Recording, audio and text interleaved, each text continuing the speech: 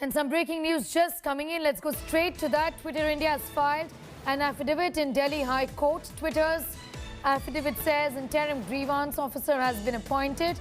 They were supposed to do so. Twitter says it complied with timelines and guidelines given under new IT rules. Twitter said the petitioner in the Delhi High Court who had raised objections to tweets is not personally affected and therefore can't claim to be a victim.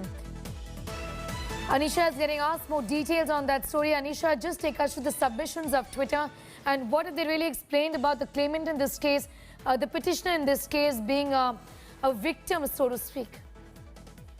Well, Twitter in its affidavit has claimed that they have complied with all the requirements of the IT rules. Remember, we've seen in over the last few weeks a lot of debate and a lot of controversy regarding whether or not Twitter is complying with the rules. They have explained that they had appointed an interim grievance officer for India who withdrew their nomination on the 21st of June, but they have an interim officer for India at the moment, and they're in the process of appointing a chief grievance officer for India. So they're saying that they are complying with the requirements of the law and they have already taken steps to comply with it. In addition, they have said that in this particular petition, it was filed by a Delhi resident who has claimed that some tweets made by some persons were false and defamatory. Okay. Now, Twitter, on the other hand, has argued that people who are not directly affected or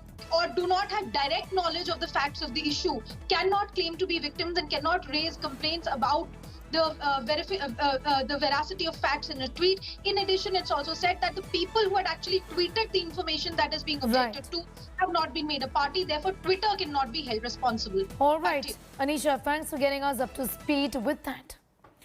We shift